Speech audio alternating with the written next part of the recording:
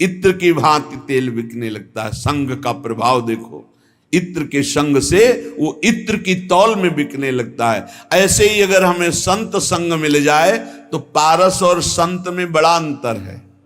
पारस तो लोहे को छूकर सोना बना देती, पारस नहीं बना देती, लेकिन संत आप सरिस चाहे सब कीन्हा, अपने समान सबको बना देते हैं। जब श्रीधाम वृंदावन का आश्रय मिलता है तो विशुद्ध संतों का संग होता है। भगवत प्रेमी महात्मा के प्रेम की पहचान ही नहीं होती। प्रेम की जब पहचान नहीं तो फिर मांग कैसे हो सकती है। और जब प्रेम के लिए तड़पना होता है, कृपा कर दें हरि गुरु, तब प्रेम, जहां प्रेम प्रकट हुआ तो भगवान अजित को उसने अधीन कर लिया। भगवान का एक नाम है प्रेमाधीन। जिसने संतों का संग किया भगवान उसके अधीन हो गए। सेन जी हर समय नाम जप करते और अपनी सेवा करते हैं। इस सेवा से जो अर्थ मिलता उससे साधु सेवा करते हैं। सच्ची मानिए, साधु सेवा भगवत प्राप्ति का सीधा मार्ग है। भगवान को भोग लगाओगे, दृष्टि भोग पाएंगे, और भगवान को पाते देखना है तो संतों को पवाओ। भगवान नाम जापक भगवत प्रेमी महात्मा जब बैठकर पाते हैं तो उनके मुख से साक्षात श्री हरि प्रिया पाते हैं, प्रभु पाते। विश्वास रखो, साक्षात प्रभु पाते हैं। भक्तमाल जी में आया, जैसे बेटे गर्भ में हो और उसको पवाना हो तो क्या करो, मां को अच्छे अच्छे पदार्थ पवाओ तो बेटी की पुष्टता हो जाएगी। ऐसे ही संत जन है मां और हरि है गर्भस्थ शिशु। जो संतों को पवाता है मानो भगवान को पवा रहा है। राजा की अंग सेवा में सेन जी जाया करते थे। रोज चरण मालिश, शरीर की मालिश करते, जो भेंट मिलती संत सेवा करते। एक दिन जा ही रहे थे सेवा के निमित्त राजा के यहां कि देखा साधु मंडली, बस साष्टांग दंडवत की प्रार्थना की। संत तो श्रद्धा देखते हैं, संत वैभव नहीं देखते कि वैभवशाली है तो उसको बड़ा प्रेम हो। नहीं, संत श्रद्धा, संत जो होंगे वो श्रद्धा देखते हैं। और जिसको धन का, मान का, लोक व्यवहार का महत्व है वो श्रद्धा नहीं देखता। संतों ने देखा सेन जी की अपार श्रद्धा, अश्रुपूरित। भगवान आज हमारे कुटिया में चले और हमें पावन करें। हाँ हाँ, संत तो श्रद्धा देखने वाले। अब मारो महान मंगल उदय हो गया हृदय में, ऐसा आनंद की धूम मच गई। भूल गए कि राजा के यहां जाना है। राजा तो राजा ही होता है, रजोगुणी स्वभाव का। संतों के चरण पखारना, आरती करना, जो कुछ था वो जाकर बाजार से अच्छे अच्छे पदार्थ लाना, भोग बनाना। भगवान ने विचार किया कि सेन जी तो हमारे संतों की सेवा में मगन हो, राजा की सेवा में नहीं जाएंगे तो कल हो सकता है दंड विधान करें। स्वयं भगवान वैसे ही पूरा पोशाक, वही सब सामग्री सेवा वाली गए। जय जय अनंत कोटि ब्रह्मांडों के स्वामी, भक्ताधीन मनः पूज्यो भक्ता नाम अभयंकरः। ये गोपाल शास्त्र नाम में भक्तों को अभय करने वाले भक्ताधीन हैं। देखो भगवान के आगे राजा कुछ पद रखता है क्या? ब्रह्मेश्वरादि सुदरूप पदारविंद, बड़े महामहिम। ध्येयम सदा परिभवग्नम अभीष्ट दोहम तीर्थास्पदम शिव विरंच नुतम शरण्यम। वो एक राजा के सामने जय जय बोले जाके। आओ सेन जी, विलंब हो गया, क्षमा हो भगवान। सेवा में लग गए। जैसे ही भगवान ने सेवा, अरे उसको तो एक अपार आनंद मिल रहा है आज, कभी ऐसा आनंद नहीं मिला। पीठ की मालिश की ऐसे।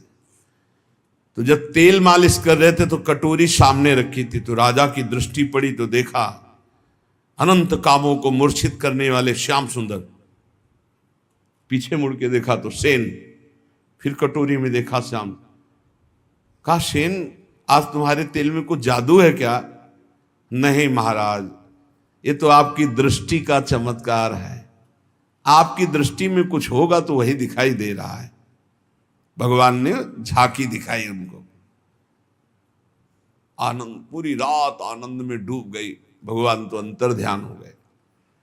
संतों को पवाया खूब, भगवत कीर्तन भगवत चर्चा पूरी रात हुई। संत जन सुबह मंडली जब विदा हुई तो जैसे अपने प्रियजन के बिछुड़ने से प्राण व्याकुल होते हैं, ऐसे भगवत प्रेमी संत जनों के बिछुड़ने से उनके प्राण व्याकुल होते। मिलत एक दुख दारुण देही और बिछुरत एक प्राण हरि लेहि। अशुभ प्रवाह करते हुए संतों को विदा किया। जब संतों को विदा किया तब होश आया, अरे राजा की तो सेवा में गया ही नहीं। अब राजा को कैसे बताऊं कि हमारी क्या दशा हो गई थी। संतों के दर्शन मात्र से बड़ा, अब तो राज कर्मचारी आएंगे और मुझे बंदी बना कर ले जाएंगे। सोच ही रहे थे कि राज कर्मचारी आ गए। सेन, महाराज ने तुम्हें याद किया। सूख गए। विचार किया कि हो सकता है राजा है, कोई निवेदन नहीं किया। सेवा में जाना चाहिए, नहीं जाए तो निवेदन भेजना चाहिए। इसका मतलब भयानक दंड मिलेगा। चल पड़े।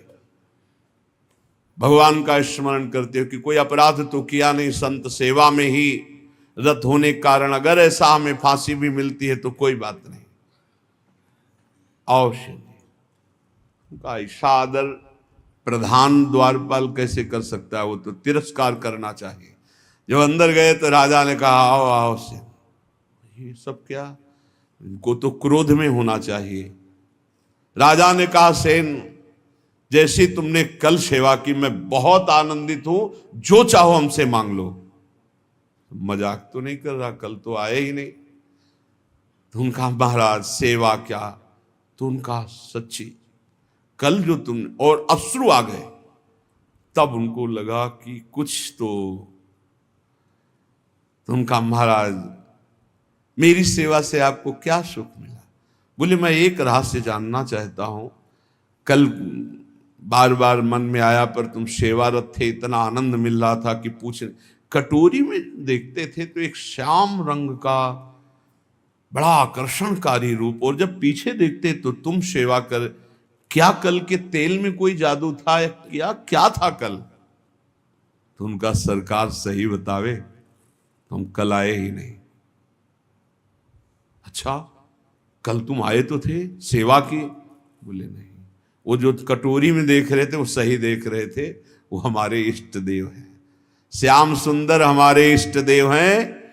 आप नाराज ना हो जाएं, हम संत सेवा में मगन रहे, इसलिए मेरे स्वयं प्रभु सेन का रूप धारण करके और आपके।